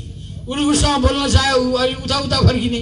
यो त विदेशी महिलाहरू त यस्ता हुँदैनन्, यो किन यति यो नेपाली केटी भन्दा पनि उखर माउली रहेछ भन्ठाने मैले। त्यसले त 4 दिनसम्म मसँग बोलिन र 4 दिनसम्म नबोलेको मान्छे त एक दिन त मलाई अगालो हाल्न आइ, के भयो तेरो दिमाग खराब छ भने मैले। त अस्ति घमण्ड देखाउँथिस्, आज अचानक किन अगालो हाल्न आइस् भने त मलाई माफ गर यार मिस्टर प्रेम, त नेपाली रहेछस् भन्ने मलाई थाहा भएन, मैले तँलाई इन्डियन भन्ठानेको क्या, त्यसैले तँलाई तँतिर नबोलेको। इन्डियन भनेका हरामी हुन्छन्, इन्डियन भनेका लुच्चा हुन्छन्, इन्डियन भनेका छुच्चा हुन्छन्, तर त नेपाली ओहो I love Nepal, I like Nepal भनी अनि तँसँग लन्च गर्न मन छ होला, खाना आइज भनेर 5 तारे होटेलमा बोलाइ र म गएँ। अब धेरै राम्री केटीले बोलाएको न, चिटिक परेर गएँ। अब बुढो भइसक्यो मान्छे, अलि मिलाएर गएँ। ट्याक्क ढोकामा जाँदा साथ आएर अँगालो हालेर के भन्यो भने वेलकम टु द के अरे delegate of the richest country भनी। अरे तैँले गजब कुरा गर्छस्, नेपाल भनेको संसारको सबभन्दा गरिब देश हो र गरिबीको रेखामुनि पनि धेरै नेपाली छन् र हाम्रा नेताहरू त विदेशमा कटोरा लिएर हिँड्छन् भनेर मैले भनेपछि उसले के भने, नो नो नो नो, तिम्रो देश जति धनी देश संसारमा कुनै छैन। म चाहिँ नि 4 चोटि नेपाल गएँ, सगरमाथा पनि गएँ, बेस क्याम्पसम्म पुगेँ र नेपालको सबभन्दा होचो ठाउँ झापाको केचना कमल पनि गएँ। र त्यसरी नेपालमा घुम्न जाँदाखेरि नेपालको जुन प्रकारको छ नि यो चाहिँ एउटा जैविक, नेपालको जुन जैविक एउटा चाहिँ नि विविधता छ, त्यो विशाल चीनमा पनि छैन, विशाल रुससँग पनि छैन र इन्डियासँग पनि छैन। तिम्रो सगरमाथा जति अग्लो अर्को कुनै पहाड छैन, तिम्रो केचना कमल जति गहिरो भूमि पनि छैन र तिमीले चाहिँ नि त्यहाँ तिम्रोमा जे पनि पाइन्छ। यति प्रकारको विविधता, जैविक विविधता भएको देश संसारमा अर्को छैन र यो संसारको सबभन्दा धनी देश हो। तिमी त्यस्तो देशको प्रतिनिधिले कटोराको कुरा गर्ने भने त्यसले मलाई झपारी। ओहो,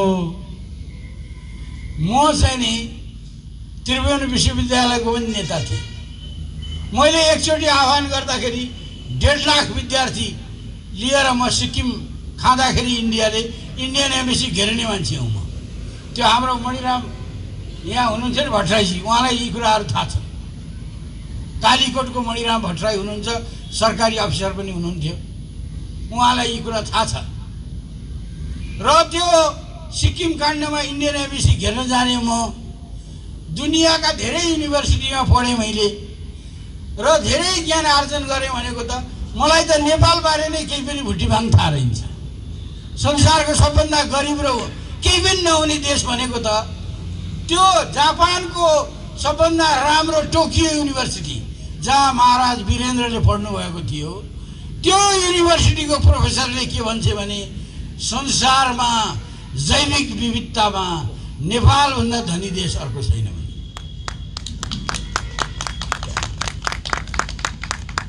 मलाई चाहिँ नि अचम्म लाग्यो।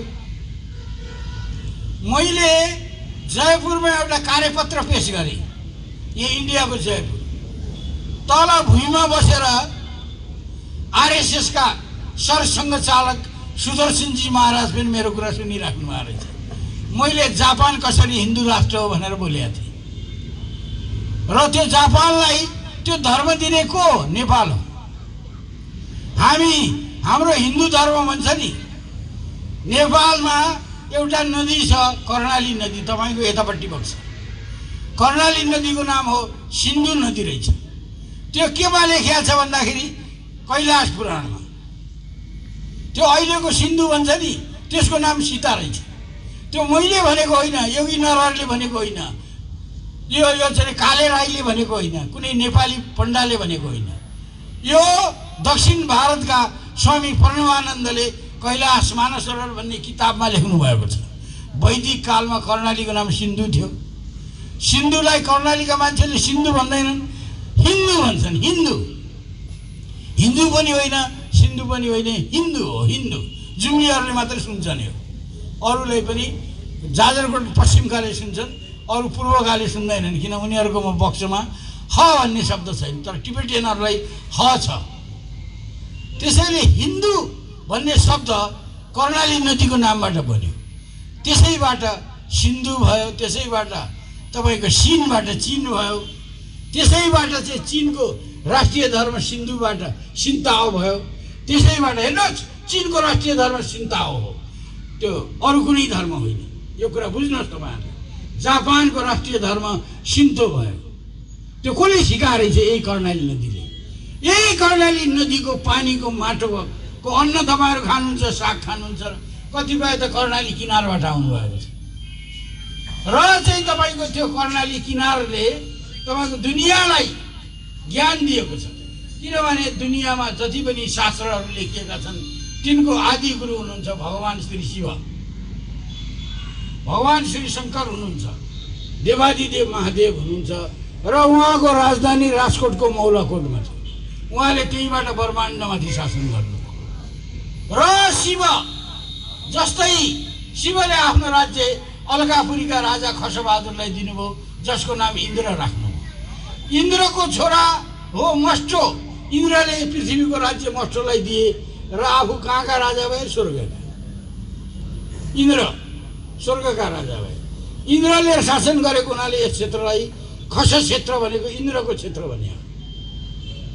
र यो इन्द्रको क्षेत्रका बासिन्दाहरू अहिले अन्तर्राष्ट्रिय षड्यन्त्रले गर्दा, अहिले विदेशीहरूको षड्यन्त्रले गर्दा, अहिले हाम्रै छरछिमेकको विस्तारवादले गर्दाखेरि हाम्रा मान्छेहरूका दिमाग अँध्यारा छन् र त्यहाँ टर्च बाल्नुपर्ने कुरा आवश्यक छ।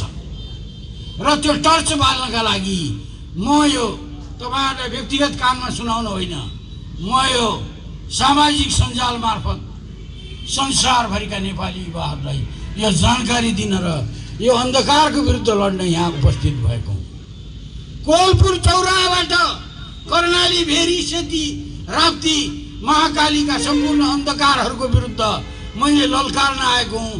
र यो शहीद दिवस यो अवसर जुटाइदिएकोमा वैदिक राष्ट्रिय एकता समाजका नाममा राजकोटी राजकुमार यो चाहिँ विनोद साई र त्यो प्रेमबहादुर साईहरूलाई म धन्यवाद दिन आएको हुँ।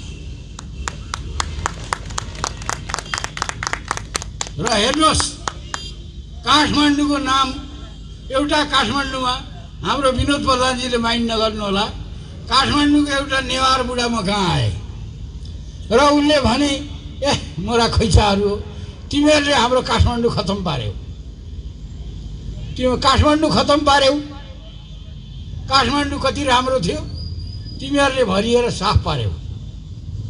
मैले भने बा तपाईँको कुलदेवीको मन्दिर कहाँ छ?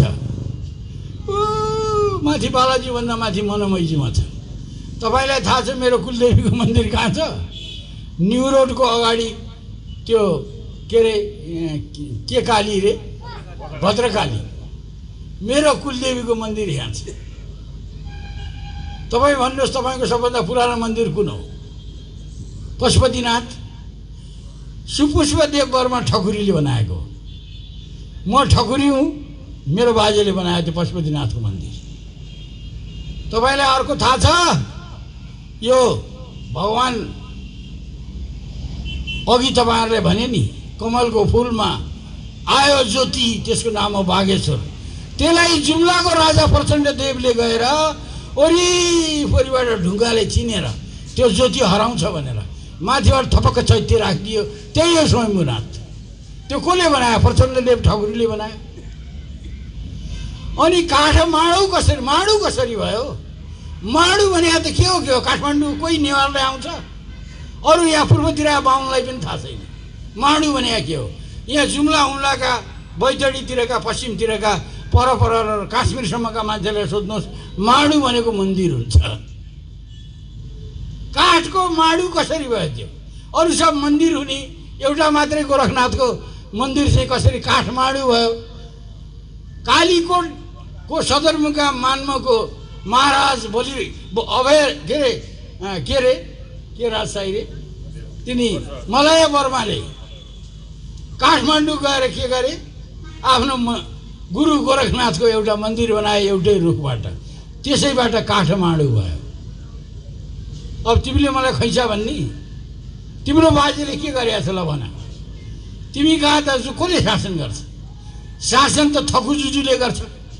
थकु भने कहाँ हुन्छन्? जुम्ला उम्लातिर हुन्छन् नि। थकु भने काठमाडौँमा थोरै हुन्छन् ठकुरीहरू।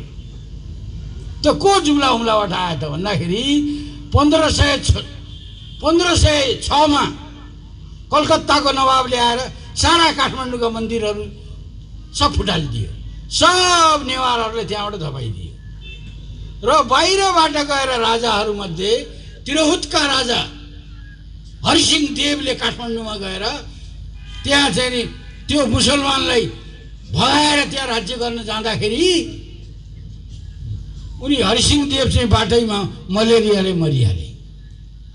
अब त्यहाँ त रानीले राज्य गरिन्, आइमाईले राज्य गर्न सकिनन् न्याउलो देवीले। अनि अब एउटा जुवाई ल्याएर उसले राज्य गर्छ भनेर जुम्लाको राजकुमार स्थितिराज मल्ललाई लिएर गई। स्थितिराज मल्लले काठमाडौँमा नारद संहिता अन्तर्गत टुपी काटेका मुखमा थुकेकाहरूलाई स्थितिराज मल्लले के गर्यो? नारद संहिता अन्तर्गत सबलाई हिन्दू बनायो। र कर्म अनुसार जो बाहुन थिए के अरे शास्त्र पढ्थे बाहुन बनाइदियो, जो राजकाजको काम गर्थे क्षेत्री बनाइदियो, जो चाहिँ व्यापार गर्थे वैश्य बनाइदियो, जो तल खेतमा काम गर्थे विश्वकर्मा बनाइदियो। एकै घरका 4 भाइको पनि 4 वर्ण बनाइदियो। र त्यसपछि गएर सबै स्थिति शान्त भयो। अब मुखमा थुकेर टुप्पी काटेका मुसलमान नथुकेका नेवार भए मारामार थियो नि, त्यो मारामार शान्त भयो। र काठमाडौँमा शान्ति प्राप्त भएपछि सबैले स्थितिराजलाई जय स्थिति भनेर भने र स्थितिराजको नाम जय स्थिति मल्ल भयो। तिनी जुम्लाका राजकुमार थिए, तिनी ठकुरी थिए। त्यसैले काठमाडौँ भनेको काठमाडौँका यी प्रधानहरू, काठमाडौँका चाहिँ नि तपाईँको मल्लहरू, काठमाडौँका अमात्यहरू, यिनीहरू थकुजुजूहरूका सन्तान हुन्। यिनीहरू यतैबाट गएका हुन्। जस्तो साक्यहरू छन् नि, ती सक वा खस भनेका पनि साकेत क्षेत्र भनेको यही हो। यो जहाँ यहाँ चाहिँ भगवान्ले यो क्षेत्रलाई अहिंसा नै यस क्षेत्रको मूल मन्त्र हो भनेर यहाँ चाहिँ त यो साकेत भूमिमा हत्या गर्न पाइन्न भनेर यसलाई आजभोलि अवध भन्छन्। अवध क्षेत्र हो यो, अवधी भाषा बोलिन्छ। अवध किन भनेको हो भन्दाखेरि यो भगवान्ले यो क्षेत्रलाई दुधे वस्त्रको क्षेत्र हो, यो इन्द्रको क्षेत्र हो। इन्द्रको नामबाट साकेत हो, सक भनेको इन्द्र हो। र त्यसैले गर्दाखेरि यो अवध क्षेत्रमा तपाईँको चाहिँ हत्या गर्न नपाइने, वध गर्न नपाइने र यो शान्ति क्षेत्र हो। र यसैले गर्दाखेरि यो क्षेत्रबाटै समग्र ठकुरीहरू गएका छन्, समग्र शासकहरू गएका छन्, समग्र सभ्यता गएको छ, समग्र चेतना गएको छ, समग्र सङ्गीत गएको छ। र मानव सभ्यताको यो केन्द्रलाई तहस नहस गर्नका लागि अङ्ग्रेजहरूले क्रिस्चियनहरूले प्रोटेस्ट्यान्ट क्रिस्चियनहरूले खास गरी अहिले प्रोजेक्ट जोसुवा 2 भन्ने खरबौं खरब डलरको योजना बनाएर यहाँका राजनीतिक दललाई किनेका छन् यी कुमाराहरूलाई। यहाँका तपाईँको एनजिओहरू यी सब रन्डीबाजीमा गराउने यी संस्थाहरूलाई किनेका छन् ती क्रिस्चियनको प्रोजेक्ट जोसुवा 2 अन्तर्गत। तपाईँको यहाँका नागरिक समाज भन्ने प्राय जस्तो दलालहरू छन् विदेशीका पैसा खाने कुमाराहरू। र यहाँका अखबारहरू खास गरी ठुला अखबार हेर्नु होला, ती सब भण्डुवाहरू देख्नुभयो हाम्रो सभामा आए दलालको सभा मात्र खोजेर जान्छन्। त्यसैले गर्दा नेपालमा अब हामीले कुनै पत्रिका पढ्ने कि नपढ्ने, कुनै टेलिभिजन हेर्ने कि नहेर्ने, अब यो कुरा ख्याल गर्नुपर्ने समय आएको छ। यी कुमाराहरूका टेलिभिजन, कुमाराहरूका अखबारहरूलाई बहिष्कार गर्ने के गर्ने भन्ने सोच्ने बेला आएको छ। म यहाँ यी शहीदहरूको नाममा तपाईहरुलाई आह्वान गर्छु कि हाम्रो मौलिकता, हाम्रो सभ्यता, हाम्रो माटो, हाम्रो चाहिँ धर्म, हाम्रो आस्थामाथि विदेशीहरूले यी आफ्ना कुमारा मार्फत खेल्ने यो अहिलेको सूक्ष्म तपाईको चाहिँ जुन व्यवस्थापन छ यसलाई भन्छन् विदेशीहरूको माइक्रो एक्सटर्नल माइक्रो म्यानेजमेन्ट। यो चाहिँ औपनिवेशिक व्यवस्थाको विरुद्ध अब हामीले खडा हुनुपर्छ। अनि यो ठाउँमा को शहीद दिवसको कार्यक्रम काठमाडौँबाट आइरहेका केही साथीहरू तुवालोका कारण हवाईजहाज यहाँ उत्रिन नसकिरहेको हुनाले हामीले कार्यक्रम ढिला गरिरहेको तपाईहरु सबैलाई थाहा छँदैछ। र यसबीचमा हाम्रा मस्टोका धामी मोतीलाल साईज्यूले 24 दिन उहाँलाई अवसर दिएमा यी ढुङ्गाहरू सब उडाइदिन्छु भनेर अघि भन्नुभएको थियो। यहाँ 24 दिन लाग्ने भएको हुनाले यी ढुङ्गा त यतिकै रहने भए होइन र अब 24 दिनसम्म यी ढुङ्गा यतिकै रह्यो भने उहाँले 24 दिन ध्यान गर्नुभयो भने उडाउन सक्नुहुन्छ। म चाहिँ उहाँ अहिले पनि को बिरामीहरू आए म ठिक गर्न सक्छु भन्नुभयो र उहाँले अर्को कुरा के गर्नुभयो भन्दाखेरि तपाईको मन हो त्यसलाई एक गर्न सक्नुभयो, त्यसलाई नियन्त्रण गर्न सक्नुभयो भने सबै कुरा ठिक गर्न सकिन्छ भनेर भन्नुभयो। यो चाहिँ गोरख जागरण हो, यो चाहिँ स्वयं महादेवले सिकाएको योग हो र योगमा ध्यान भन्ने कुरो हुन्छ र ध्यानले मनलाई नियन्त्रण गर्छ। त्यो कुरा अघि मोतीलाल साईजीले भन्नुभयो, उहाँले जानी नजानी आफ्नो भाषामा जुन कुरा भन्नुभयो त्यो मलाई अत्यन्तै चित्त बुझ्यो र उहाँसँग दैवी शक्ति छ र उहाँले सिकाएको मार्गमा तपाईहरु लाग्नुभयो भने त्यो हाम्रो वास्तविक वैदिक मार्ग हो र त्यो हाम्रो दैवी मार्ग हो र त्यो त्यसैमाथि थप्दै उहाँका कुरालाई समर्थन गर्दै म केही कुरा थप्छु। म अहिले काठमाडौँमा आफ्नो गुजाराका लागि जापानी एउटा वैज्ञानिक हुनुहुन्छ जो ऊर्जाको वैज्ञानिक हुनुहुन्छ, अंग्रेजीमा त्यसलाई इनर्जी भन्छन्। ऊर्जाको वैज्ञानिकले मेरो शरीरमा रहेको धेरै जेल बस्दाखेरि 50-60 चोटि जेल बस्दाखेरि पुलिस थानामा चिसो सिमेन्टमा सुत्दाखेरि मेरा हड्डीहरू तपाईको काम नलाग्ने, हड्डी भित्रको जुन मासी छ त्यसमा अमिलो पसेर म चाहिँ झन्डै तपाईको चाहिँ नि पक्षाघात भन्छ नेपालीमा, अंग्रेजीमा प्यारालाइसिस भन्ने रोग भइसकेको थियो मलाई।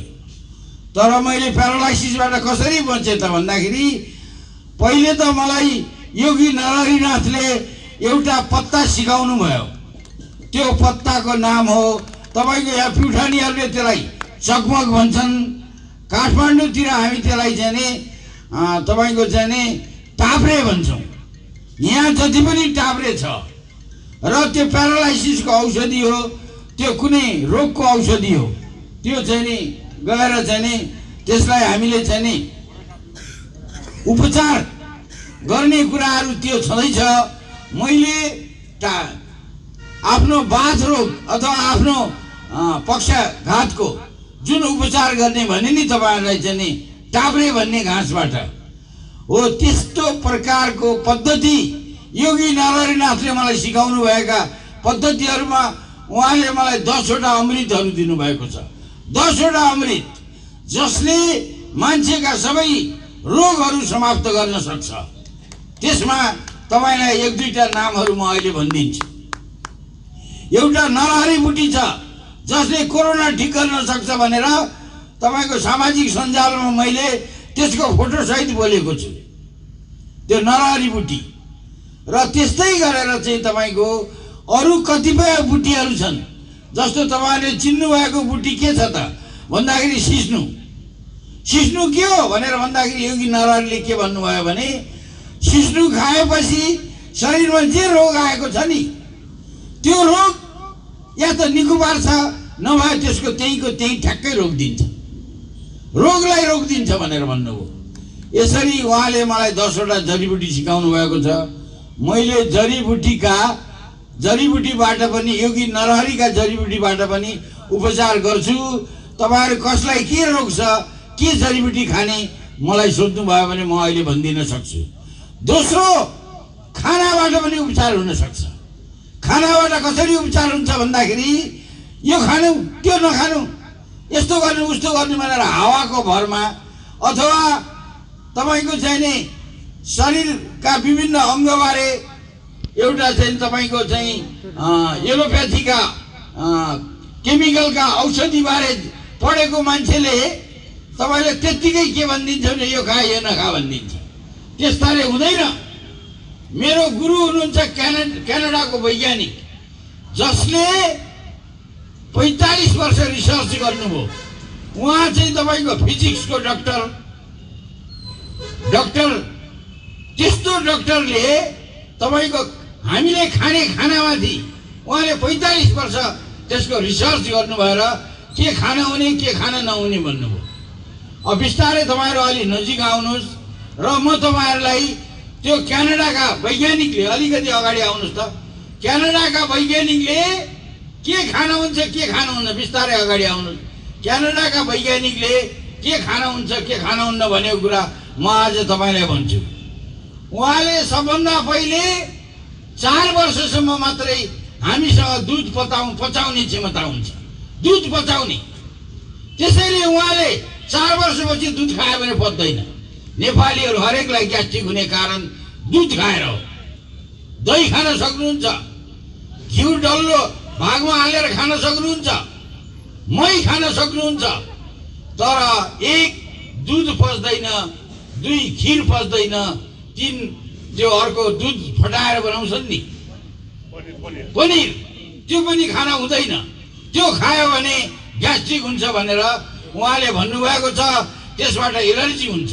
तपाईले 1 के नखाने 4 वर्षसम्मकाले दूध खाने त्यसपछि त्यो पचाउने अङ्ग चाहिँ फ्लस भइहाल्छ र त्यसैले गर्दाखेरि 4 वर्षपछि दूध नखानु भन्नुभएको छ। घरघरै दूध खान छोड्नुहोस्। 4 वर्षपछि तपाईहरुको पेटको रोग समाप्त भइहाल्छ।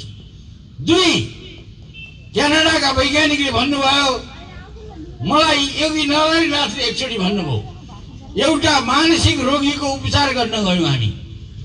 मलाई एउटा मन्त्र दिनुभयो उहाँले।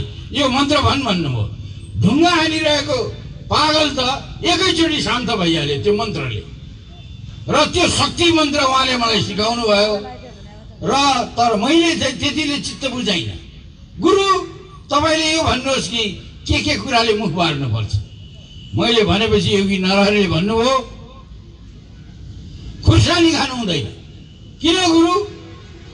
हाम्रा पिता पुर्खाले नखाएको चिज अहिले 700 वर्ष भयो मुसलमानले खुरासानबाट ल्याएको।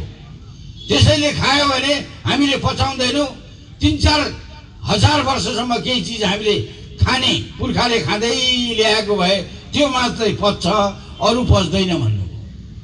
मेरा गुरु जो क्यानाडाका वैज्ञानिक हुनुहुन्छ डाक्टर ऋषि प्रभाकर उहाँले खुर्सानीमाथि रिसर्च गर्दाखेरि त्यो एलर्जिक रहेछ हाम्रो शरीरको लागि। खुर्सानी खान बन्द गर्नुपर्छ। र पाइल्स रोग छ भने काली मरिच पनि खानु हुँदैन। तर पिरो खानलाई त काली मरिच खानु पर्यो। खुर्सानी खान बन्द गर्नुहोस्। 2 मैले के भने दूध खुर्सानी 2। तेस्रो उहाँले भन्नुभयो क्यानाडाका वैज्ञानिकले भन्नुभयो, पत्ता लगाउनु भयो 45 वर्ष रिसर्च गरेर। तेस्रो कुरा के खान हुँदैन भन्दाखेरि मैले प्याज खान हुँदैन भन्नु। चौथो कुरा के खान हुँदैन, लसुन खान हुँदैन। मैले भने लसुनलाई त ओखती भन्छन् गुरु। मलाई क्यानाडाका वैज्ञानिकले यहाँबाट हवाईजहाजको टिकट दिएर दुबईमा बोलाउनु भएको थियो। उहाँको विशाल आश्रम छ त्यहाँ। यहाँ चाहिँ रामदेवको भन्दा उहाँका रामदेवका चेला यदि 8 लाख छन् भने उहाँका चेला 18 लाख छन्। डाक्टर ऋषि प्रभाकरका तपाईँले वेबसाइटमा ऋषि प्रभाकर हान्न सक्नुहुन्छ। उहाँले भन्नुभयो लसुन नखानु, प्याज नखानु, खुर्सानी नखानु र भेन्टा पनि नखानु भन्नुभयो। योगी नरहरीले खुर्सानी खाए मानसिक रोग हुन्छ भन्नुभएको थियो, तर उहाँले त्यो रिसर्च गरेर पत्ता लगाउनु भयो खुर्सानी खानै हुँदैन भनेर भन्नुभयो। अब तपाईँले थाहा पाउनुभयो त के नखाने। स्वस्थ रहनका लागि तपाईँ आफ्नो डाक्टर आफै हुनुहोस्। खुर्सानी नखानुहोस्, प्याज नखानुहोस्, लसुन नखानुहोस् र भेन्टा नखानुहोस्। भेन्टाले हाम्रो गिदी हुन्छन् 2टा, त्यसलाई छाप्प छोपेको हुन्छ। त्यसको बारेमा हाम्रो डाक्टर साहब यहाँ विजय प्रधान हुनुहुन्छ, उहाँले त्यसको व्याख्या गर्न सक्नुहुन्छ। त्यो थालामास यसरी छोपेर राखेको हुन्छ थालले, त्यसलाई थालामास भन्छ। त्यो थालामासमा भेन्टाको झोलले फल पार्न सक्ने र टाउको दुख्ने हुने रहेछ। त्यसैले भेन्टा हामी कहाँ जुम्लातिर हामी भिडा भन्छौँ, यहाँ भेन्टा भन्छन्। त्यो भाटा पनि भन्दा भेन्टा पनि भन्दा इन्डियनहरूले त के भन्छन् त्यसलाई, बैगन, त्यो बैगुनी भन्छन्। त्यो किन बैगुनी भन्ने रहेछन् त, त्यो त चाहिँ थालामासमा पल पारेर टाउको दुखाउने रहेछ। त्यसैले भेन्टा खान बन्द गर्नुहोस्। तपाईँले थाहा पाउनुभयो खाद्यान्नमा। अर्को कुरा हेर्नुहोस्, ऋषि प्रभाकर, डाक्टर ऋषि प्रभाकरले भन्नुभएको छ 12 बजेपछि कुनै अमिलो नखानु, पच्दैन। कागतीको अमिलो पनि पच्दैन। 12 बजेसम्म कागती दुध हुने रहेछ। स्वाद चुकिलो होइन, स्वाद खट्टा, तर त्यो चाहिँ वास्तवमा दुध रहेछ। त्यसको इसेन्स दुध रहेछ त्यो कागतीको। तर 12 बजेपछि कागती खानु हुँदैन र कागती उमालेर खानु हुँदैन। कागतीलाई के गर्नु पर्यो त, चिसो पानीमा काटेर चरक्क निचरेर बिहान पख पिउनु भयो भने रुगा सुगा 2 मिनटमा साफ हुन्छ। संसारमा अहिलेसम्म रुगा अथवा जसलाई अहिले के अरे कोरोना भन्छ नि, यो फ्लू, यो किन ठिक हुँदैन भन्दाखेरि औषधि नै छैन। तर कागती पानी खानुभयो बिहान चिसो कागती पानीमा चरक्क कागती निचरेर खाइदिनु भयो भने रुगा उही बेलै ठिक भइहाल्छ। तपाईँले थाहा पाउनुभयो, यो डाक्टर ऋषि प्रभाकरले भनेको। अब तपाईँलाई यस्तो खानाको बारेमा यहाँ गोरखपुरमा डाक्टर मोदी हुनुहुन्छ, उहाँले मैदा नखानु भन्नुहुन्छ। अरू पनि डाक्टरहरूले भन्छन् मैदा नखानु, किनभने मैदाले आन्द्रामा अड्किन्छ, फ्लस हुँदैन। खस्रो खानेकुरा खानु भन्छन् अरू डाक्टरले पनि, र त्यो दिशा हाम्रो फ्लस भएन भने हाम्रो पेट खराब हुन्छ। अब तपाईँको उपचारको एउटा पद्धति मैले भने योगी नरहरीका जडीबुटी, अर्को पद्धति भने ऋषि प्रभाकरको यो चाहिँ डाइटिङ थेरापी। अब अर्को पद्धतिको बारेमा म कुरा गर्छु। मैले जापानमा गएर मैले लगभग निरन्तर 17 वर्षसम्म डाक्टर कुमाकिरी, डाक्टर कुनसँग मैले लगातार तपाईँको चाहिँ ऊर्जाबाट उपचार गर्ने कुरा सिकेँ। हाम्रो शरीर के रहेछ त, हाम्रो शरीर के रहेछ भन्दाखेरि यो ब्रह्माण्डकै अङ्ग हो। तारा, ग्रह, सूर्य यी सब केबाट चलेका छन्, यी केबाट बनेका छन् भन्दाखेरि थ्योरी अफ ब्ल्याक होलले के भन्दो रहेछ भन्दाखेरि पहिले संसारमा यो ब्रह्माण्डमा पहिले खाली ऊर्जा मात्रै थियो। ऊर्जा कम्प्याक्ट भएर म्याटर बन्यो, त्यही म्याटर हाम्रो ह्युमन बडी हो, त्यसलाई सञ्चालन गर्ने फेरि त्यही ऊर्जा हो। सूर्य आफ्नो समयमा, चन्द्रमा आफ्नो समयमा, तारा ग्रह आफ्नो समयमा सबै घुमिरहन्छ र यो घुमाउने को त्यो ऊर्जा हो। त्यो ऊर्जा खराब भयो भने हाम्रो शरीरमा चाहिँ नि स्वास्थ्य सम्बन्धी समस्या आउँछ। त्यसैले कुनै ट्याब्लेट खाएर कुनै ऊर्जा ठिक हुँदैन भनेपछि त ट्याब्लेट खाएर त साइड इफेक्ट मात्रै हुने रहेछ। त्यसैले डाक्टर कुमागिरी भन्ने पहिले आफू चाहिँ ठुलो डाक्टर थिए उनी, उनले पनि उपचारकै पुरानै पद्धति गर्थे तर पछि उनले एक दिन थाहा पाए कि यो सब बकवास रहेछ, यो ट्याब्लेट खाएर केही नहुने रहेछ, चिरेर केही नहुने रहेछ। रोग त केमा रहेछ त, समस्या केमा रहेछ त भन्दाखेरि हाम्रो शरीरमा सललल ऊर्जा बग्यो भने हामी चाहिँ एकदम स्वस्थ सफा, हामी फुर्तिला हुने भयौँ। यो हाम्रो चाहिँ नि यो हाम्रो यो हिरो जस्तै यो हाम्रो शरीरमा ऊर्जा ठिक छ, त्यसैले उसले हेर्नु त जति जे खाए पनि उसलाई पच्याएको छ, उसको पेट पनि ठुलो छैन, कस्तो क्लियर छ र ऊर्जा ठिक भएर। यदि तपाईँको ऊर्जा बिग्रियो भने तिमी यहाँ आऊ त बाबु, तिमी आऊ न उता उता उता, तपाईँको पछाडि केटा किन भागिहाल्यो भैमानीले। अब यस्तो युवा जो छ तिनीहरूको शरीरमा ऊर्जा ठिक हुन्छ। ऊर्जा ठिक पार्यो भने एकदम सहजै मान्छेलाई ठिक पार्न सकिन्छ। र ऊर्जाको उपचार पद्धति काठमाडौँमा हामीले सुरु गरेका छौँ। अन्त कहीँ ठिक नभएका मान्छेहरूलाई हामीले ऊर्जाबाट ठिक गर्ने कामहरू हामीले गरिरहेका छौँ। र तपाईँको चाहिँ नि कस्तो छ भन्दाखेरि मान्छेको शरीरको ऊर्जा सेन्टर हाम्रो ब्रेन, हाम्रो मुटु, यी कतिपय ऊर्जाका सेन्टरहरू यिनीहरूलाई एक्टिभेट गरेर यिनीहरूको फङ्सन एकदम सही भयो भने हाम्रो शरीर एकदम एक्टिभ भइहाल्छ। र के गरी ऊर्जा ठिक गर्ने त भन्दाखेरि तपाईँ आफै ऊर्जाको डक्टर हुन सक्नुहुन्छ। तपाईँलाई घरमा समस्या पर्यो भने एउटा पिङ लगाउनुहोस्। हामी कहाँ कर्णाली अञ्चलमा हामी फिङ्गो भन्छौँ, यहाँ पिङ भन्छन् होइन, त्यो झुला पनि भन्छन् नि हिन्दीमा। त्यस्तो झुला अथवा इन्डियनहरूले त के गरे हुन्छन् भने त्यो मान्छे सुत्ने खाट हुन्छ नि, त्यो खाट पनि डोरामा झुन्डाइराखेका हुन्छ।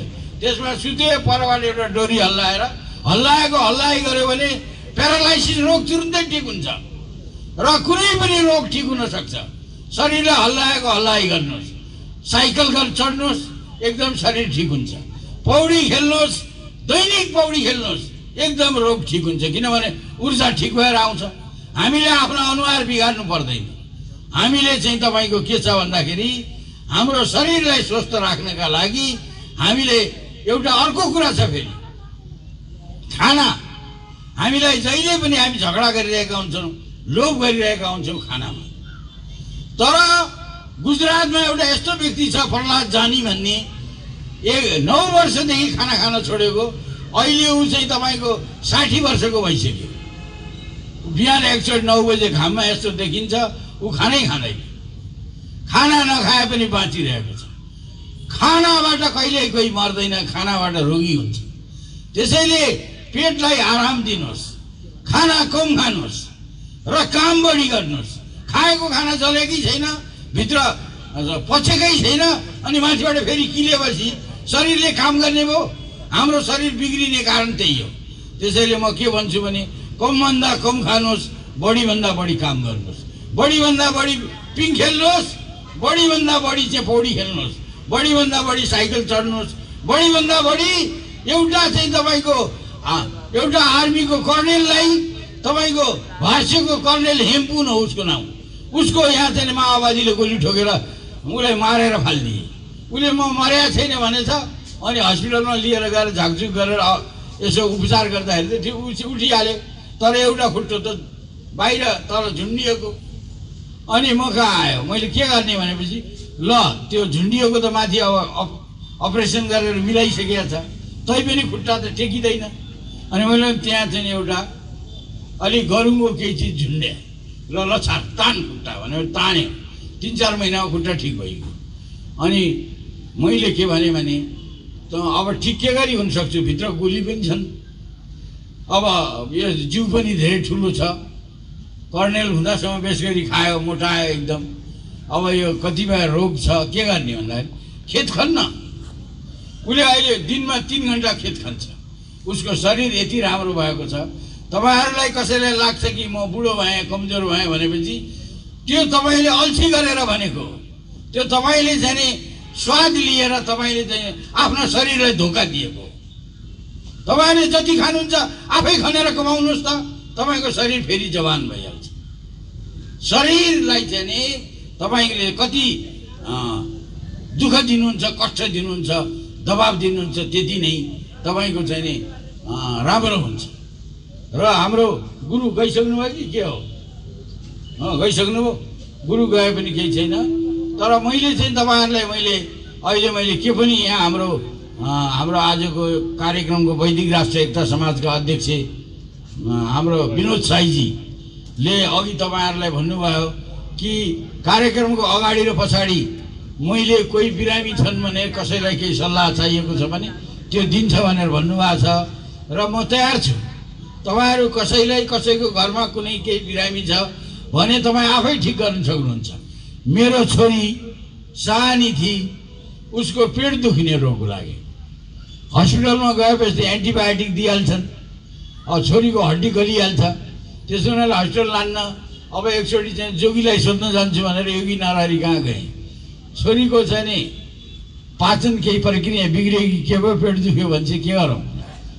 चरीमालो खुवा न भन्नुभयो। कतिचोटि खुवाउने? त्यो चरीमालो के यो केमिकल हो र खुवाई गरिराख्नु पर्ने? त्यो त ओखती हो नि, एकचोटि खुवाए ठिक हुन्छ भन्नुभयो।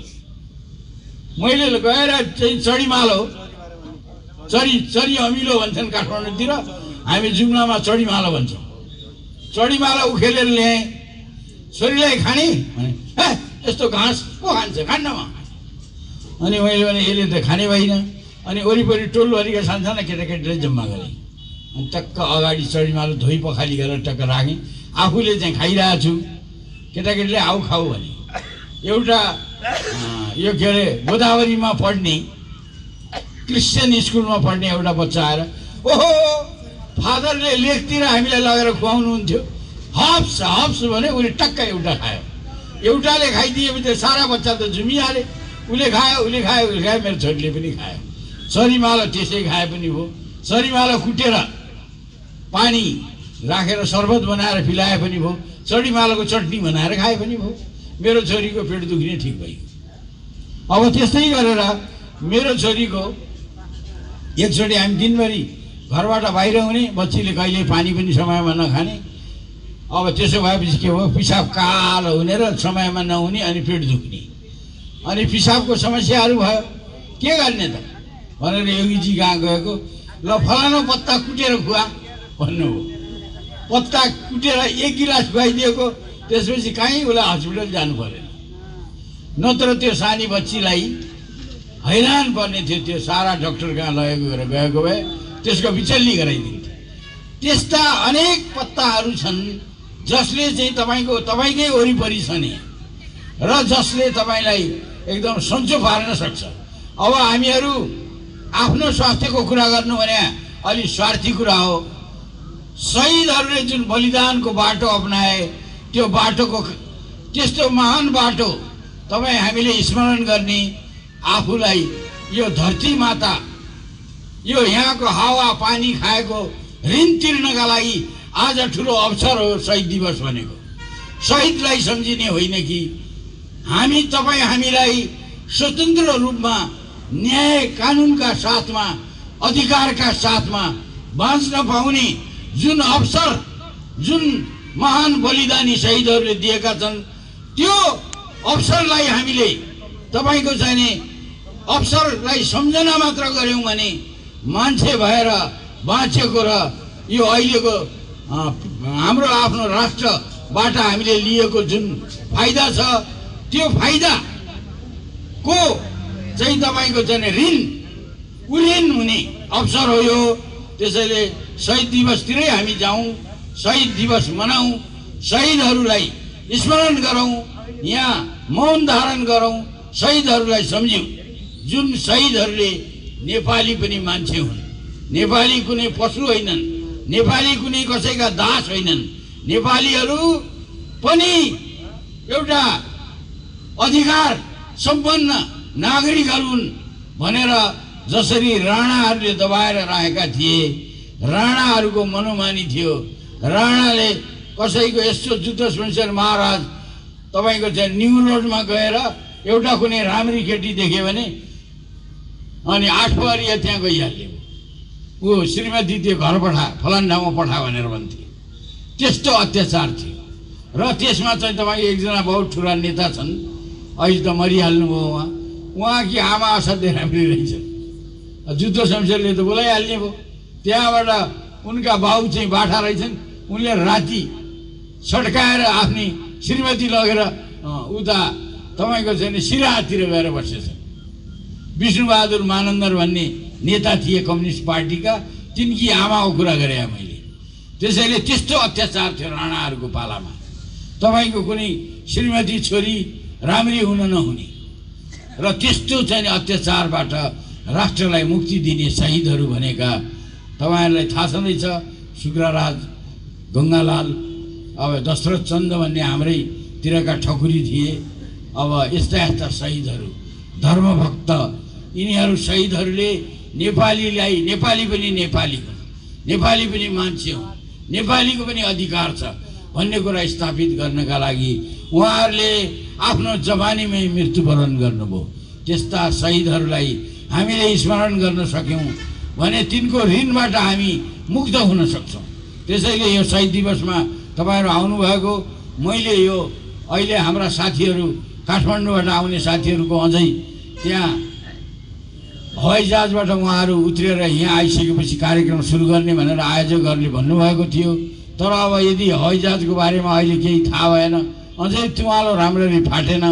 त्यसैले गर्दा कार्यक्रम साथीहरूले सुरु गर्नुहुन्छ कि म अब यो माइक हाम्रा यो वैदिक राष्ट्र एकता समाजका अध्यक्षज्यू